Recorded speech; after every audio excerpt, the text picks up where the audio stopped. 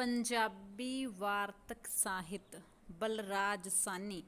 ਬਲਰਾਜ ਸਾਹਨੀ ਇੱਕ ਲੇਖਕ ਵੀ ਹੋਏ ਨੇ, ਪੰਜਾਬੀ ਵਾਰਤਕਕਾਰ ਵੀ ਹੋਏ ਨੇ, ਅਤੇ ਉਹਦੇ ਨਾਲ ਨਾਲ ਇਹ ਇੱਕ ਬਹੁਤ ਹੀ ਮਸ਼ਹੂਰ ਅਦਾਕਾਰ ਹੋਏ ਨੇ। ਅਤੇ ਇਹ ਆ ਬਲਰਾਜ ਸਾਹਨੀ ਦੀ ਤਸਵੀਰ।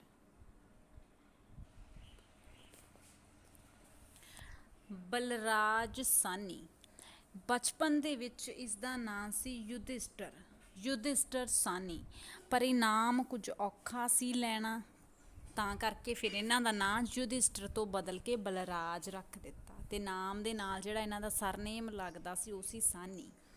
ਜਨਮ ਇਹਨਾਂ ਦਾ ਹੁੰਦਾ ਹੈ 1 ਮਈ 1913 ਨੂੰ, ਅਤੇ ਇਹ ਜਨਮ ਹੁੰਦਾ ਰਾਵਲਪਿੰਡੀ, ਬ੍ਰਿਟਿਸ਼ ਭਾਰਤ ਦੇ ਵਿੱਚ ਹੋਇਆ ਸੀ ਉਦੋਂ, ਅਤੇ ਹੁਣ ਇਹ ਪਾਕਿਸਤਾਨ ਦੇ ਵਿੱਚ ਹੈ। ਮੌਤ ਇਹਨਾਂ ਦੀ ਹੁੰਦੀ ਹੈ 13 ਅਪ੍ਰੈਲ 1913 ਨੂੰ, ਅਤੇ ਹੁੰਦੀ ਹੈ ਜੀ ਮੁੰਬਈ ਦੇ ਵਿੱਚ। ਭਾਰਤੀ ਫਿਲਮਾਂ ਦੇ ਵਿੱਚ ਇਹਨਾਂ ਨੇ ਕੰਮ ਕੀਤਾ, ਅਦਾਕਾਰ ਰਹੇ ਨੇ ਅਤੇ ਸਟੇਜ ਅਦਾਕਾਰ ਵੀ ਰਹੇ ਨੇ। ਜੋ ਇਹਨਾਂ ਨੇ ਆਪਣਾ ਫਿਲਮਾਂ 'ਚ ਅਦਾਕਾਰੀ ਕੀਤੀ ਹੈ ਜਾਂ ਜੋ ਲੇਖਕ ਦੇ ਤੌਰ 'ਤੇ ਸੇਵਾ ਨਿਭਾਈ ਹੈ, ਤਾਂ ਉਹ ਨਿਭਾਈ ਹੈ 1946 ਤੋਂ 1973 ਤੱਕ। 1946 ਤੋਂ 1973 ਤੱਕ। ਅਤੇ ਪੋਲੀਟੀਕਲ ਪਾਰਟੀ CPI ਦੇ ਵਿੱਚ ਇਹ ਰਹੇ ਨੇ, CPI ਦੇ ਮੈਂਬਰ ਰਹੇ ਨੇ, ਕਮਿਊਨਿਸਟ ਪਾਰਟੀ ਆਫ ਇੰਡੀਆ ਦੇ। ਵਿਆਹ ਇਹਨਾਂ ਦਾ ਸਭ ਤੋਂ ਪਹਿਲਾਂ ਹੁੰਦਾ ਦਮਯੰਤੀ ਸਾਹਨੀ ਦੇ ਨਾਲ। 1936 ਦੇ ਵਿੱਚ ਇਹਨਾਂ ਦਾ ਵਿਆਹ ਹੋ ਜਾਂਦਾ ਹੈ, ਅਤੇ 1947 ਦੇ ਵਿੱਚ ਜਿਹੜੇ ਸਾਲ ਦੇਸ਼ ਦੀ ਵੰਡ ਹੋਈ ਹੈ, ਉਸੇ ਸਾਲ 26 ਸਾਲ ਦੀ ਉਮਰ ਦੇ ਵਿੱਚ ਇਹਨਾਂ ਦੀ ਪਤਨੀ ਦਾ ਦੇਹਾਂਤ ਹੋ ਜਾਂਦਾ ਹੈ 1947 ਦੇ ਵਿੱਚ। ਅਤੇ ਉਸ ਤੋਂ 4 ਸਾਲ ਬਾਅਦ ਫਿਰ ਦੂਜਾ ਵਿਆਹ ਹੁੰਦਾ ਸੰਤੋਸ਼ ਚੰਦੋਕ ਨਾਲ 1951 ਦੇ ਵਿੱਚ। ਜਿਹੜੀ ਪਹਿਲੀ ਪਤਨੀ ਸੀ ਇਹ ਵੀ ਬਲਰਾਜ ਸਾਹਨੀ ਦੇ ਵਾਂਗੂ ਹੀ ਅਦਾਕਾਰਾ ਸੀ, ਇੱਕ ਐਕਟਰੈਸ ਸੀ। ਅਤੇ ਜਿਹੜੀ ਇਹਨਾਂ ਦੀ ਦੂਸਰੀ ਪਤਨੀ ਸੰਤੋਸ਼ ਚੰਦੋਕ ਸੀ, ਉਹ ਇੱਕ ਰਾਈਟਰ ਸੀ, ਆਥਰ ਸੀ। ਬੱਚੇ ਇਹਨਾਂ ਦੇ 3 ਹੋਏ ਨੇ। ਇੱਕ ਪ੍ਰੀਕਸ਼ਤ ਸਾਹਨੀ ਇਹਨਾਂ ਦਾ ਬੇਟਾ ਹੈ, ਅਤੇ ਬੇਟੀ ਸ਼ਬਨਮ ਸਾਹਨੀ। ਇਹਨਾਂ ਦੋਹਾਂ ਦੇ ਨਾਂ ਹੀ ਜ਼ਿਆਦਾਤਰ ਮਿਲਦੇ ਨੇ। ਇਹਨਾਂ ਦੇ ਵੱਡੇ ਭਰਾ ਨੇ, ਹਿੰਦੀ ਲੇਖਕ ਹੋਏ ਨੇ ਭੀਸ਼ਮ ਸਾਹਨੀ ਜੀ।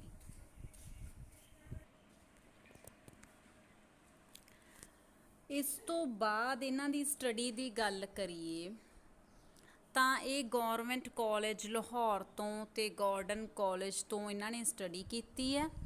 ਬੈਚਲਰ ਇਨ ਹਿੰਦੀ ਅਤੇ ਮਾਸਟਰ ਇਨ ਇੰਗਲਿਸ਼ ਕੀਤੀ ਹੈ। MA ਇੰਗਲਿਸ਼ ਇਹਨਾਂ ਨੇ ਲਾਹੌਰ ਤੋਂ ਕੀਤੀ ਆ। ਅਤੇ ਫਿਰ ਇਹ ਲਾਹੌਰ ਜਦੋਂ MA ਇੰਗਲਿਸ਼ ਕਰ ਲਈ ਤਾਂ ਉਸ ਤੋਂ ਬਾਅਦ ਪੜ੍ਹਾਈ ਪੂਰੀ ਕਰਕੇ ਇਹ ਰਾਵਲਪਿੰਡੀ ਫਿਰ ਵਾਪਸ ਆ ਗਏ। ਅਤੇ ਜੋ ਇਹਨਾਂ ਦੀ ਫੈਮਿਲੀ ਕੰਮ ਧੰਦਾ ਜਿਹੜਾ ਵੀ ਬਿਜ਼ਨਸ ਕਰਦੀ ਸੀਗੀ, ਉਹ ਇਹਨਾਂ ਨੇ ਆ ਕੇ ਜੁਆਇਨ ਕਰ ਲਿਆ। ਹਿੰਦੀ 'ਚ ਇਹਨਾਂ ਨੇ ਬੈਚਲਰ ਡਿਗਰੀ ਕੀਤੀ ਹੈ। ਫਿਰ ਜਦੋਂ ਸਾਹਨੀ ਅਤੇ ਉਹਦੀ ਵਾਈਫ ਸੀਗੇ, ਪਹਿਲੀ ਵਾਈਫ ਜਿਹੜੀ ਉਹਨਾਂ ਦੀ ਦਮਯੰਤੀ ਸਾਹਨੀ, ਉਹ ਵਿਆਹ ਤੋਂ ਬਾਅਦ ਬੰਗਾਲ ਚਲੇ ਗਏ ਸੀ। ਉੱਥੇ ਉਹ ਇੰਗਲਿਸ਼ ਐਂਡ ਹਿੰਦੀ ਦੇ ਜਿਹੜੇ ਟੀਚਰ ਲੱਗੇ ਸੀਗੇ। ਟੈਗੋਰ ਦਾ ਜਿਹੜਾ ਵਿਸ਼ਵ ਭਾਰਤੀ ਹੈਗਾ ਨਾ, ਯੂਨੀਵਰਸਿਟੀ ਸ਼ਾਂਤੀ ਨਿਕੇਤਨ, ਉੱਥੇ ਉਹ ਅਧਿਆਪਕ ਦੀ ਭੂਮਿਕਾ ਨਿਭਾਉਣ ਲਈ ਚਲੇ ਗਏ ਸੀ। ਪਤਨੀ ਇਹਨਾਂ ਦੀ ਜਦੋਂ ਬੈਚਲਰ ਦੀ ਡਿਗਰੀ ਕਰ ਰਹੀ ਸੀ ਤਾਂ ਉੱਥੇ ਹੀ ਇਹਨਾਂ ਦੇ ਬੇਟੇ ਪ੍ਰੀਕਸ਼ਤ ਸਾਹਨੀ ਦਾ ਜਨਮ ਹੁੰਦਾ, ਪ੍ਰੀਕਸ਼ਤ ਸਾਹਨੀ ਦਾ। ।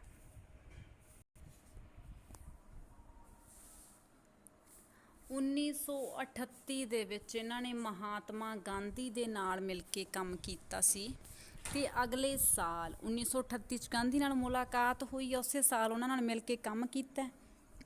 ਅਤੇ 1939 ਦੇ ਵਿੱਚ ਇਹ ਮਹਾਤਮਾ ਗਾਂਧੀ ਦੇ ਕਹਿਣ 'ਤੇ ਇੰਗਲੈਂਡ ਚਲੇ ਗਈ, ਅਤੇ ਉੱਥੇ ਜਾ ਕੇ ਇਹਨਾਂ ਨੇ BBC ਲੰਡਨ ਜੋ ਰੇਡੀਓ ਹੈ ਉਹਦੇ ਵਿੱਚ ਹਿੰਦੀ ਰੇਡੀਓ ਅਨਾਊਂਸਰ ਦੇ ਤੌਰ 'ਤੇ ਇਹਨਾਂ ਨੇ ਕੰਮ ਕੀਤਾ। ਅਤੇ ਉੱਥੇ 4 ਸਾਲ ਰਹਿਣ ਤੋਂ ਬਾਅਦ 1943 ਦੇ ਵਿੱਚ ਭਾਰਤ ਇਹ ਵਾਪਸ ਆ ਜਾਂਦੇ ਨੇ। ਜਦੋਂ ਇਹ BBC ਦੇ ਵਿੱਚ ਸੀ ਤਾਂ ਇਹਨਾਂ ਨੇ ਜਾਰਜ ਔਰਵੈਲ ਨਾਲ ਕੰਮ ਕੀਤਾ। ਫਿਲਮੀ ਕੈਰੀਅਰ ਦੀ ਸ਼ੁਰੂਆਤ ਇਹਨਾਂ ਨੇ ਇਪਟਾ ਦੇ ਪਲੇਜ਼ ਖੇਡਣ ਨਾਲ ਕੀਤੀ ਹੈ। ਇਪਟਾ ਹੈ ਇੰਡੀਅਨ ਪੀਪਲਜ਼ ਥੀਏਟਰ ਐਸੋਸੀਏਸ਼ਨ। ਇਹਨਾਂ ਦੁਆਰਾ ਜੋ ਇਸ ਸੰਸਥਾ ਦੁਆਰਾ ਨਾਟਕ ਜਾਂ ਪਲੇ ਖੇਡੇ ਜਾਂਦੇ ਸੀ ਤਾਂ ਉਹਨਾਂ ਦੇ ਵਿੱਚ ਇਹਨਾਂ ਨੇ ਅਦਾਕਾਰੀ ਸ਼ੁਰੂ ਕੀਤੀ। ਉਸ ਤੋਂ ਬਾਅਦ ਇਹ ਫਿਲਮਾਂ 'ਚ ਆਏ ਹੈ। ਜਿਹੜੀ ਦਮਯੰਤੀ ਸਾਹਨੀ ਇਹਨਾਂ ਦੀ ਵਾਈਫ ਸੀ ਉਹ ਵੀ ਇਪਟਾ ਅਭਿਨੇਤਰੀ ਰਹੀ ਹੈ, ਜੋ ਕਿ ਬਹੁਤ ਫੇਮਸ ਹੋਈ ਹੈ। ਸ਼ੁਰੂਆਤ ਇਹਨਾਂ ਦੀ ਮਿਲਦੀ ਹੈ ਧਰਤੀ ਕੇ ਲਾਲ, ਜ਼ਿਆਦਾਤਰ ਲਿਖਿਆ ਮਿਲਦਾ ਵੀ ਧਰਤੀ ਕੇ ਲਾਲ ਫਿਲਮ ਤੋਂ ਸ਼ੁਰੂਆਤ ਕੀਤੀ ਹੈ 1946 ਦੇ ਵਿੱਚ, ਜਿਹਦੇ ਡਾਇਰੈਕਟਰ ਕੇ ਅੱਬਾਸ ਸੀ। ਪਰ ਬੰਬੇ ਦੇ ਵਿੱਚ ਹੀ ਸ਼ੁਰੂ ਕੀਤੀ ਹੈ ਜੋ ਸ਼ੁਰੂਆਤ ਹੋਈ ਹੈ। ਪਰ ਕਿਤੇ ਕਿਤੇ ਇਹਨਾਂ ਦੀ ਫਿਲਮ ਇਨਸਾਫ ਵੀ ਮਿਲਦੀ ਹੈ 1946 ਦੇ ਵਿੱਚ। ਇਨਸਾਫ ਤੇ ਧਰਤੀ ਕੇ ਲਾਲ ਦੋਨੋਂ ਹੀ 1946 ਦੇ ਵਿੱਚ ਮਿਲਦੀਆਂ ਨੇ।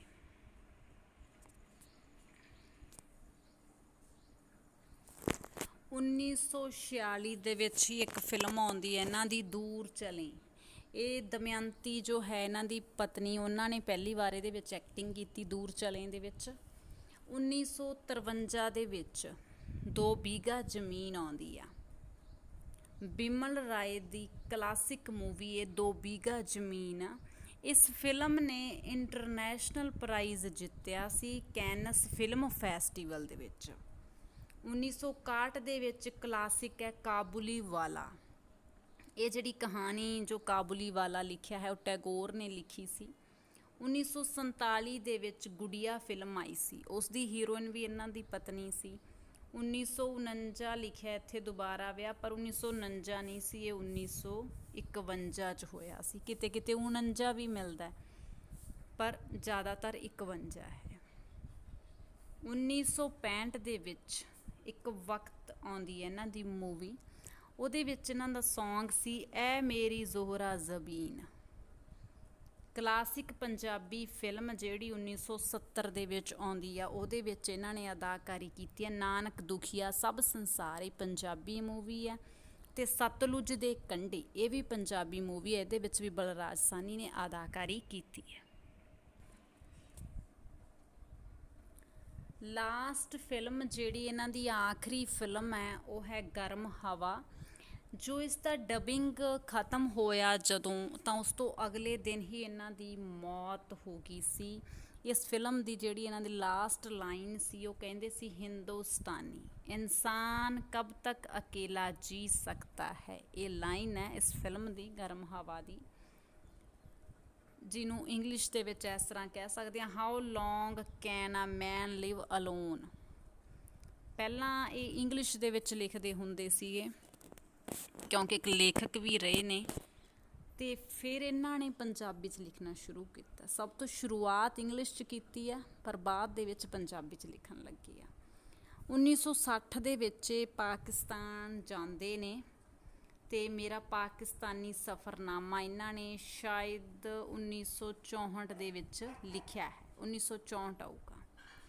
ਫਿਰ ਇਹ ਰੂਸ ਗਏ ਤਾਂ ਉੱਥੋਂ ਇਹਨਾਂ ਨੇ 1969 ਦੇ ਵਿੱਚ ਮੇਰਾ ਰੂਸੀ ਸਫ਼ਰਨਾਮਾ ਲਿਖਿਆ। ਸੋਵੀਅਤ ਲੈਂਡ ਨਹਿਰੂ ਅਵਾਰਡ ਮਿਲਿਆ ਇਹਨਾਂ ਨੂੰ ਰੂਸੀ ਸਫ਼ਰਨਾਮਾ ਦੇ ਉੱਤੇ। ਅਤੇ ਪਹਿਲਾਂ ਜਿਵੇਂ ਕਿ ਆਪਾਂ ਪੜ੍ਹਿਆ ਇਹਨਾਂ ਨੇ ਇੰਗਲਿਸ਼ 'ਚ ਲਿਖਦੇ ਹੁੰਦੇ ਸੀ, ਤਾਂ ਪੰਜਾਬੀ ਦੇ ਵਿੱਚ ਇਹਨਾਂ ਨੂੰ ਲਿਖਣ ਦੀ ਪ੍ਰੇਰਨਾ ਦਿੱਤੀ ਹੈ ਰਵਿੰਦਰਨਾਥ ਟੈਗੋਰ ਨੇ। ਜਦੋਂ ਇਹ ਸ਼ਾਂਤੀ ਨਿਕੇਤਨ ਗਈ ਸੀ ਉੱਥੇ ਟੀਚਰ ਲੱਗੇ ਸੀ, ਉੱਥੇ ਹੀ ਟੈਗੋਰ ਹੁੰਦੇ ਸੀ। 1971 ਦੇ ਵਿੱਚ ਪੰਜਾਬ ਸਰਕਾਰ ਨੇ ਸ਼੍ਰੋਮਣੀ ਲੇਖਕ ਦਾ ਅਵਾਰਡ ਦਿੱਤਾ, ਅਤੇ 1969 ਦੇ ਵਿੱਚ ਇਹਨਾਂ ਨੂੰ ਪਦਮ ਸ਼੍ਰੀ ਵੀ ਮਿਲਿਆ। 1969 ਦੇ ਵਿੱਚ ਪਦਮ ਸ਼੍ਰੀ ਮਿਲਿਆ, ਅਤੇ 71 ਦੇ ਵਿੱਚ ਸ਼੍ਰੋਮਣੀ ਲੇਖਕ ਦਾ ਅਵਾਰਡ ਮਿਲਿਆ। ਨਜ਼ਮਾਂ ਲਿਖੀਆਂ, ਛੋਟੀਆਂ ਕਹਾਣੀਆਂ ਲਿਖੀਆਂ। ਇਹਨਾਂ ਦੀ ਸਵੈ ਜੀਵਨੀ ਹੈ ਮੇਰੀ ਫਿਲਮੀ ਆਤਮ ਕਥਾ, ਜਿਹੜੀ 1974 ਦੇ ਵਿੱਚ ਆਉਂਦੀ ਹੈ। 1945 ਧਰਤੀ ਕੇ ਲਾਲ ਪਹਿਲੀ ਫਿਲਮ, ਹਾਂ 1945 ਵੀ ਮਿਲਦਾ ਹੈਗਾ ਧਰਤੀ ਕੇ ਲਾਲ ਦਾ ਸਾਲ, ਪਰ ਜ਼ਿਆਦਾਤਰ 1946 ਵੀ ਹੈ। 1945-46 ਦੋਨੋਂ ਮਿਲਦੇ ਆ, ਅਤੇ ਮੂਵੀਜ਼ ਮਿਲਦੀਆਂ ਧਰਤੀ ਕੇ ਲਾਲ ਅਤੇ ਇਨਸਾਫ। ਆਰਸੀ ਅਤੇ ਪ੍ਰੀਤ ਲੜੀ, ਇਹਨਾਂ 2 ਰਸਾਲਿਆਂ ਦੇ ਵਿੱਚ ਇਹਨਾਂ ਦੀਆਂ ਕਵਿਤਾਵਾਂ ਵੀ ਛਪਦੀਆਂ ਰਹੀਆਂ, ਅਤੇ ਇਹਨਾਂ ਦੀਆਂ ਛੋਟੀਆਂ ਕਹਾਣੀਆਂ ਵੀ ਛਪਦੀਆਂ ਰਹੀਆਂ ਨੇ।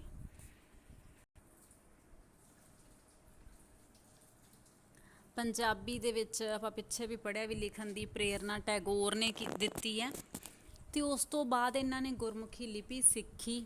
ਜਦੋਂ ਟੈਗੋਰ ਨੇ ਇਹਨਾਂ ਨੂੰ ਸਿੱਖਿਆ ਦਿੱਤੀ ਪੰਜਾਬੀ 'ਚ ਲਿਖਣ ਦੀ, ਫਿਰ ਇੱਕ ਟਾਈਪਰਾਈਟਰ ਖਰੀਦਿਆ, ਅਤੇ ਫਿਰ ਪੰਜਾਬੀ ਦੇ ਵਿੱਚ ਇਹਨਾਂ ਨੇ ਲਿਖਣਾ ਸ਼ੁਰੂ ਕਰਤਾ। ਰੂਸੀ ਸਿਨੇਮੇ ਪ੍ਰਤੀ ਇਹਨਾਂ ਨੂੰ ਬਹੁਤ ਪਿਆਰ ਰਿਹਾ। ਮਾਰਕਸਵਾਦ ਦੇ ਵਿੱਚ ਇਹਨਾਂ ਦੀ ਬਹੁਤ ਦਿਲਚਸਪੀ ਰਹੀ ਹੈ। ਪਤਨੀ ਦੀ ਜੋ ਪਹਿਲੀ ਪਤਨੀ ਸੀ ਉਹਨਾਂ ਦੀ ਮੌਤ 1947 'ਚ ਹੋਈ ਹੈ ਅਤੇ ਹੋਈ ਹੈ ਪੇਚਿਸ ਕਾਰਨ। ਕਮਿਊਨਿਸਟ ਪਾਰਟੀ ਦੇ ਮੈਂਬਰ ਰਹੇ ਆ ਤਾਂ ਉਹਦੇ ਲਈ ਇਹਨਾਂ ਨੂੰ 1 ਸਾਲ ਜੇਲ੍ਹ ਵੀ ਜਾਣਾ ਪਿਆ ਸੀ, 1 ਵਾਰ ਜੇਲ੍ਹ ਵੀ ਗਏ ਆ। ਨਵੀਨ ਵਿਚਾਰਾਂ ਦੇ ਧਾਰਨੀ ਨੇ, ਵਿਚਾਰਾਂ ਦੇ ਵਿੱਚ ਨਵੀਨਤਾ ਮਿਲਦੀ ਹੈ।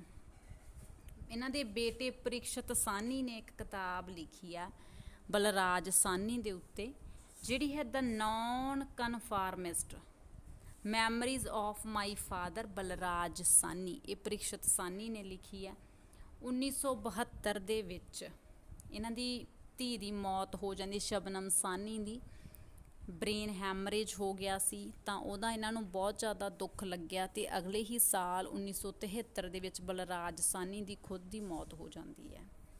ਅਤੇ ਧਰਮ ਦੇ ਵਿਰੋਧੀ ਰਹੇ ਹੈ, ਮਾਰਕਸਵਾਦ ਦੇ ਪੱਖੀ ਸੀ ਤਾਂ ਮਾਰਕਸ ਵੀ ਧਰਮ ਦਾ ਵਿਰੋਧੀ ਸੀ ਤਾਂ ਇਹ ਵੀ ਧਰਮ ਦੇ ਵਿਰੋਧੀ ਸੀ। ਅਤੇ ਬਲਰਾਜ ਸਾਹਨੀ ਦੀਆਂ ਜਿਹੜੀਆਂ ਮੁੱਖ ਰਚਨਾਵਾਂ ਨੇ 1967 ਦੇ ਵਿੱਚ ਵੀ ਲਿਖਿਆ ਮਿਲਦਾ, 64 ਦੇ ਵਿੱਚ ਵੀ ਲਿਖਿਆ ਮਿਲਦਾ। ਮੇਰਾ ਰੂਸੀ ਸਫ਼ਰਨਾਮਾ ਅਤੇ ਮੇਰਾ ਪਾਕਿਸਤਾਨੀ ਸਫ਼ਰਨਾਮਾ। 1964 ਦੇ ਵਿੱਚ ਕਿਤੇ ਕਿਤੇ ਮੇਰਾ ਪਾਕਿਸਤਾਨੀ ਸਫ਼ਰਨਾਮਾ ਲਿਖਿਆ ਅਤੇ ਕਿਤੇ ਲਿਖਿਆ ਮਿਲੂਗਾ ਮੇਰਾ ਰੂਸੀ ਸਫ਼ਰਨਾਮਾ।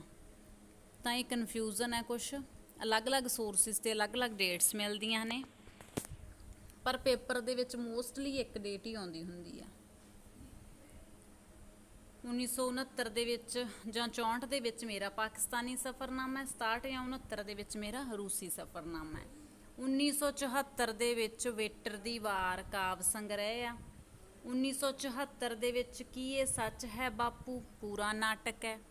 1974 ਦੇ ਵਿੱਚ ਹੀ ਸਿਨੇਮਾ ਅਤੇ ਸਟੇਜ ਲੇਖ ਸੰਗ੍ਰਹਿ ਆ। 1979 ਦੇ ਵਿੱਚ ਇਤਿਹਾਸ ਦੀ ਪੈੜ ਲੇਖ ਸੰਗ੍ਰਹਿ ਹੈ। 1984 ਦੇ ਵਿੱਚ ਕਾਮੇ ਲੇਖ ਸੰਗ੍ਰਹਿ ਹੈ। 1990 ਦੇ ਵਿੱਚ ਯਾਦਾਂ ਦੀ ਕੰਨੀ ਸੰਸਮਰਨ ਹੈ। ਇੱਕ ਸਫ਼ਰ ਇੱਕ ਦਾਸਤਾਨ ਨਾਵਲ ਹੈ। ਮੇਰੀ ਗੈਰ ਜਜ਼ਬਾਤੀ ਡਾਇਰੀ ਹੈ। ਯਾਦਾਂ ਦਾ ਝਰੋਖਾ ਵੀ ਲੇਖ ਸੰਗ੍ਰਹਿ ਹੈ ਅਤੇ ਅੱਥਰੂ ਇਹ ਵੀ ਇਹਨਾਂ ਦੀ ਰਚਨਾ ਹੈ।